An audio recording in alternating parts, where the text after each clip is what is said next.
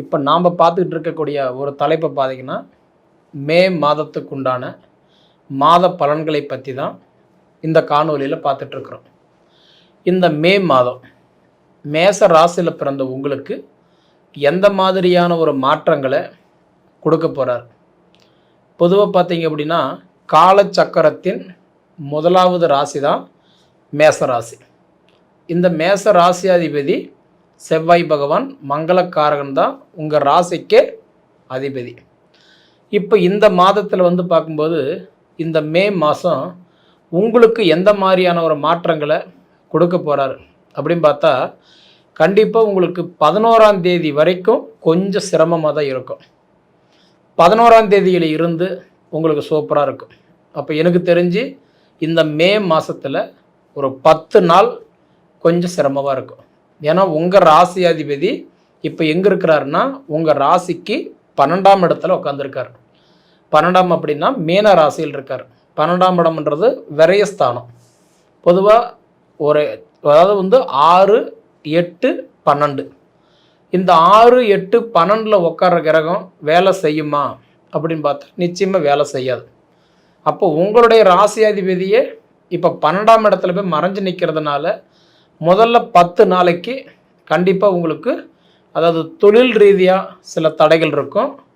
அதே மாதிரி நமக்கு வர வேண்டிய இந்த பைசா குடுக்கல் வாங்கல் சில நல்ல விஷயங்கள் நடக்கிற மாதிரி இருந்ததுன்னா முதல்ல ஒரு 10 நாளைக்கு கொஞ்சம் டிலே தான் கொஞ்சம் அது ரன்னிங் ஆகும். 10 நாளைக்கு மேலே பார்த்தீங்கன்னா உங்களுக்கு மீன ராசியில் 12ஆம் இடத்துல இருக்கக்கூடிய செவ்வாய் பகவான் உங்கள் ராசிக்கே வரார், தன்னோட சொந்த ராசிக்கே வரார். அப்படி வந்துட்டாருன்னா இது ஒரு அற்புதமான வாய்ப்பு. செவ்வாய் பகவான் பொறுத்த வரைக்கும் ஒரு வீட்டில் இருந்து இன்னொரு வீட்டுக்கு மாறுறதுக்கு 1.5 மாதத்துக்கு ஒரு தடவை தான் மாறுவார். சரிங்களா? அப்படி பார்த்தீங்கன்னா உங்கள் மேச ராசிக்கு இந்த செவ்வாய் பகவான் மீண்டும் இது போல் வரணுமுன்னா குறைஞ்சபட்சம் இன்னொரு 1.5 வருஷம் ஆகணும். சரிங்களா? அப்போ 1.5 வருஷத்துக்கு ஒரு தடவை தான் உங்கள் ராசிக்கு அதிபதி செவ்வாய் உங்கள் ராசியில் உட்காருவார். இப்போ உட்காரக்கூடிய தருணம் பார்த்தீங்கன்னா ஒரு அற்புதமான வாய்ப்பு. அப்போ முடிஞ்ச வரைக்கும் பார்க்கும்போது உங்களுக்கு 11ஆம் தேதியிலிருந்து, ஏன்னா இந்த மே மாதம் 31 நாட்கள். சரிங்களா?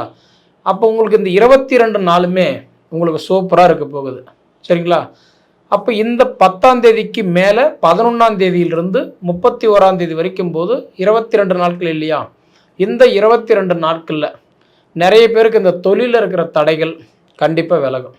தொழிலில் இருக்கிற தடைகள் விலகும், தொழிலில் இருக்கிற குழப்பங்கள் சரியாகும், மேக்சிமம் இந்த கருத்து வேறுபாடுகள் எல்லாம் கண்டிப்பாக தீரும். சரிங்களா? எப்படி பார்த்தாலும் எனக்கு தெரிஞ்சு 11ஆம் தேதிக்கு மேலே உங்களோட வளர்ச்சி இந்த வருஷம் சூப்பராக இருக்க போகுது.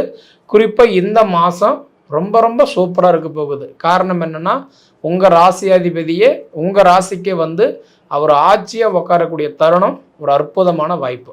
சரிங்களா? அது இந்த 22 நாளும் நிச்சயமாக நீங்கள் இந்த மண்மனை வாங்கணும்னு நினைக்கிறவங்க, பூமி அதாவது அசையா சொத்துக்கள் வாங்கணும்னு நினைக்கிறவங்களுக்கெல்லாம் இந்த செவ்வாய் பகவான் உங்களுக்கு ரொம்ப ரொம்ப சப்போர்ட்டிவாக இருப்பார். சரிங்களா?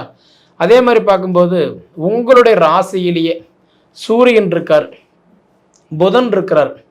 அப்போ உங்கள் ராசியிலேயே புதன் இருக்கார் அப்படின்னா புதன் பகவான் யாருன்னா கல்விக்கு அதிபதி புதன் பகவான் தான்.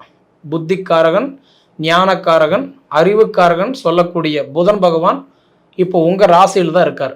அப்போ அந்த புதன் பகவான் பார்த்தீங்கன்னா 15ஆம் தேதி வரைக்கும் உங்கள் ராசியில் தான் புதன் இருப்பார். சரிங்களா? அப்போ அந்த 15ஆம் தேதி வரைக்கும் கல்வியில் நிச்சயமாக நல்ல மாற்றங்கள் கிடைக்கும்.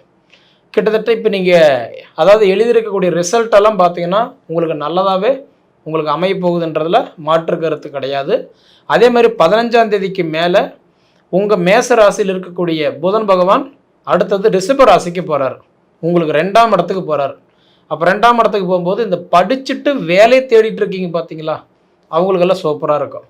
அதாவது நான் படிச்சுட்டு வேலையை ட்ரை பண்ணுறேங்க, ரொம்ப நாளாக நான் எதிர்பார்த்துட்ருக்கேன், நிறைய இன்டர்வியூவில் அட்டன் பண்ணியிருக்கேன், எனக்கு ஒன்றுமே ஒரு நல்ல ரிசல்ட் வரலன்னு சொல்லி எதிர்பார்க்குறவங்களுக்கு 15 தேதிக்கு மேலே, ஏன்னா புதன் பகவான் 2ஆம் இடத்துக்கு போகிறது உங்களுக்கு தொழிலுக்கு நிறைய மாற்றங்களை கண்டிப்பாக கொடுப்பார். படிச்சுட்டு பலன் இல்லாமல் இருக்கிறவங்களுக்கு, டெம்பரவரியாக வேலை செய்கிறவங்களுக்கு பர்மனெண்ட் ஆகிறதுக்கு இந்த மாதிரி வாய்ப்புகள்லாம் நல்லாயிருக்கும். சரிங்களா?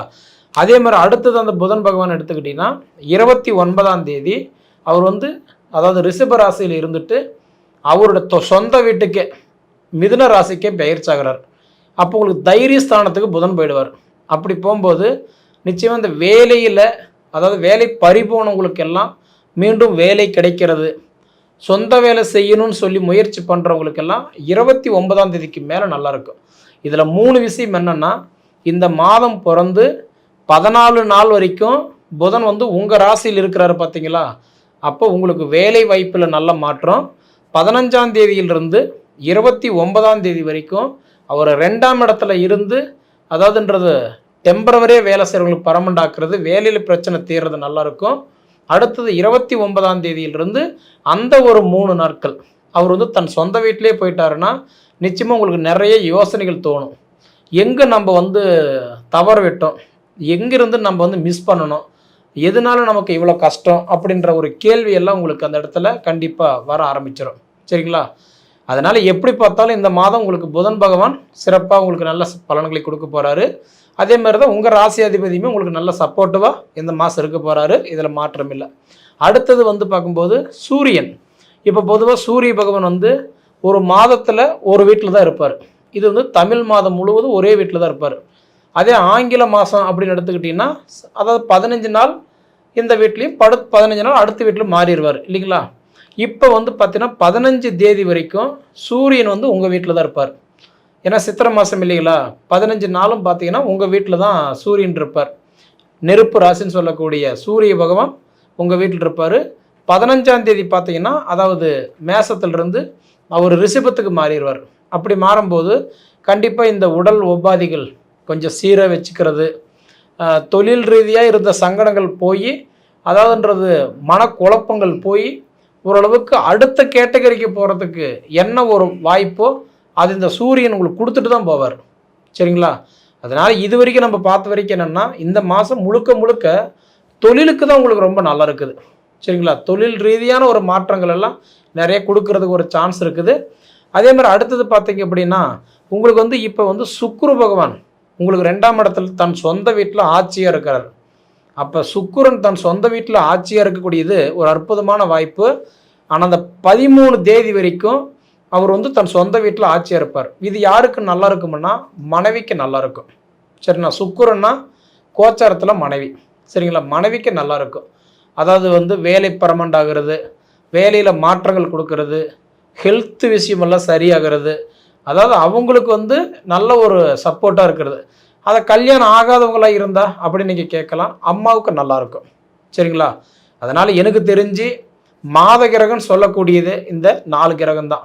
செவ்வாய், அதாவது சூரியன், புதன், சுக்கிரன், இந்த 4 கிரகம் தான் மாத கிரகம்னு சொல்கிறது. ஏன்னா ஆல்ரெடி குரு பகவான் உங்களுக்கு தைரியஸ்தானத்தில் தான் இருக்கிறாரு. அது எப்பயுமே கொடுக்குறது இந்த மாதம் கொடுப்பார். இந்த ஒரு மாதம் தான் குரு உங்களுக்கு தைரியஸ்தானத்தில் இருப்பார்.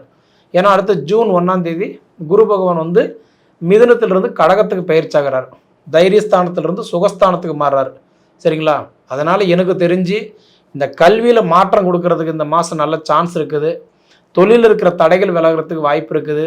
அதே மாதிரி இந்த திருமண வரன் பார்த்துக்கிட்டு இருக்கிறவங்களா இருந்தீங்கன்னா கண்டிப்பாக இந்த மாதம் உங்களுக்கு வந்து நான் சொல்லக்கூடியது என்னென்னா இந்த 4ஆம் தேதியே அக்னி நட்சத்திரம் ஆயிரும்.